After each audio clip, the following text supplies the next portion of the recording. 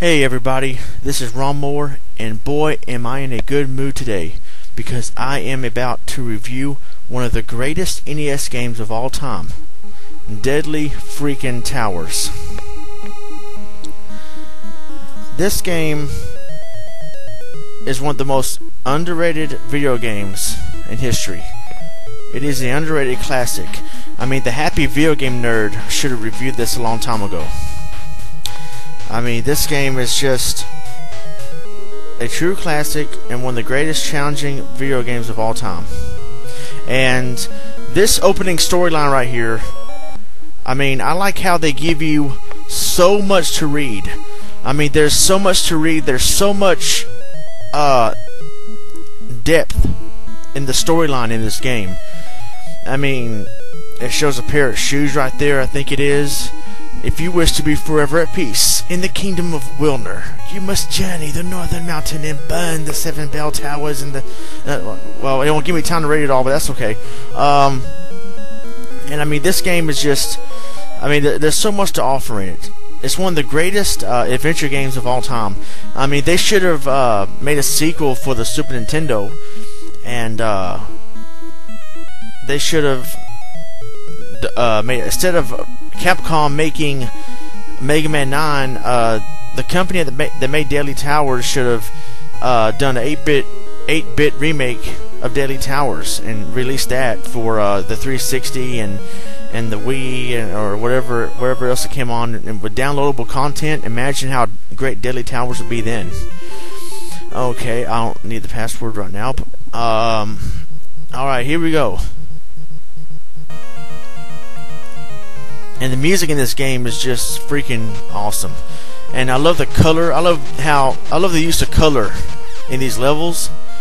And the gameplay is awesome. See right here, you get to shoot the sword or daggers, whatever they are, and you cannot shoot another sword until that sword that you shot either hits something, hits an enemy, or leaves the screen. And a lot of people complain, "Oh, this is stupid." No, it's not stupid. It's part of the challenge.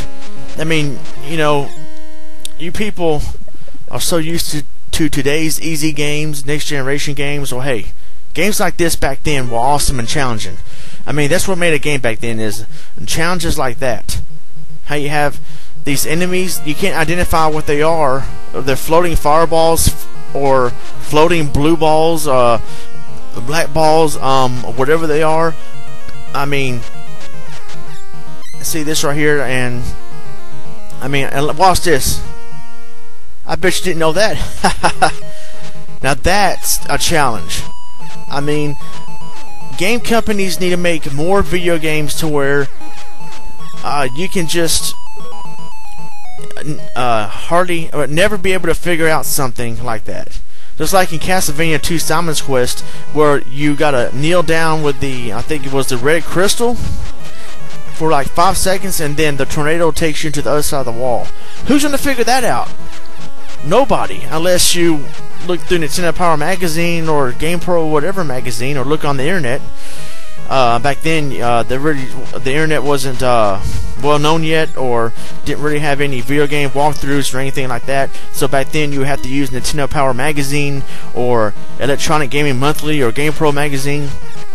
But I like how the makers of this game made a challenge so hard to where nobody can figure it out unless they look through a magazine and look on the internet. That's what a true challenging game is. And a lot of people cry and complain about how it's a stupid, ridiculous challenge, and it's too complex and it's illogical.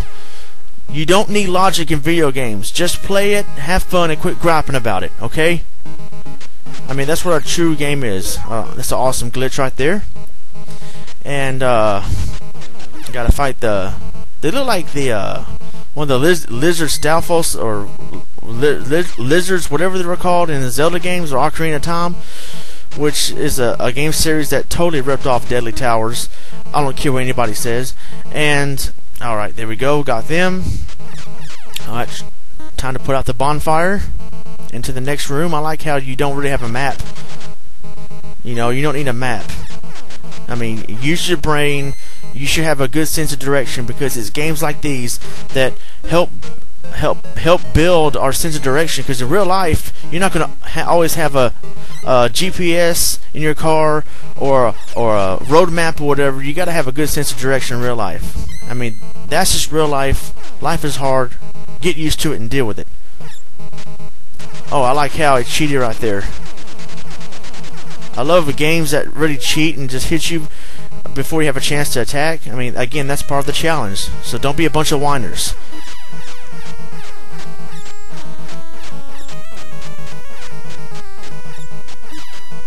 Alright, finally killed that freaking thing. Okay, more floating fireballs. Oh, they got me. That's a colorful room. Great matching colors right there. Alright, the Metroid password screen. Metroid ripped this off right here. That password screen. I gotta get the soundtrack to this game. This game has better soundtrack than Streets of Rage 2. Oh, oops. Man, this game is hard, but hey, that's what makes it great. Listen to this music for a minute.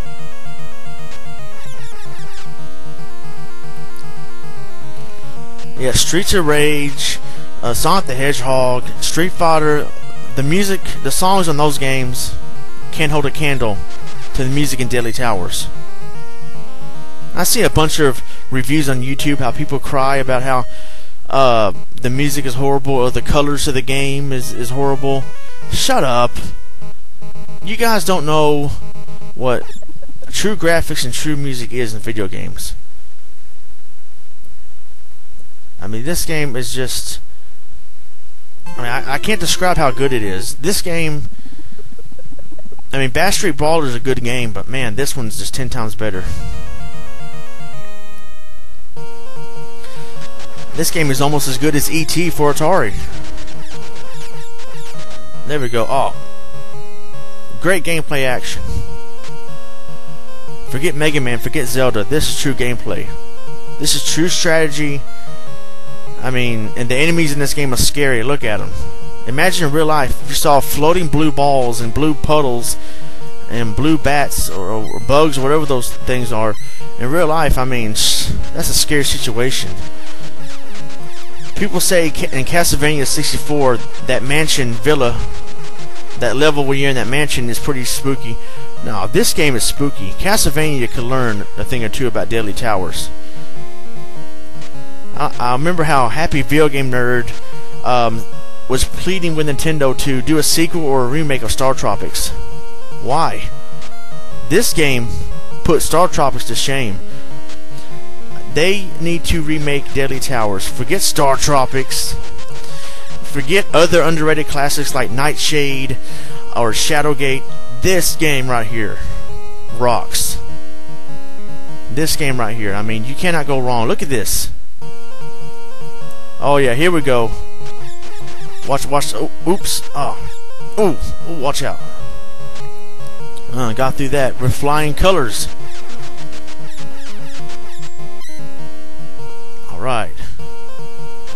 Alright, here we go. Oops. Now this is an intense boss battle right here. Forget the final boss battle against Ganon in Ocarina of Time. This right here is an awesome boss battle. Oh, look at that. See? Man, you can't touch that. Oh yeah, I like this black and white, grayish background, and oh, look out! Oh, I got burned.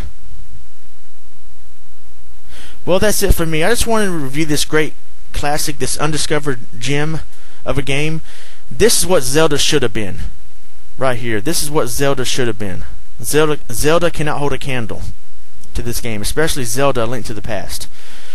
That's all I have to say. Play this game. If not, you're missing out. Well, I'm Ronmower. God bless, and y'all take care of y'allself.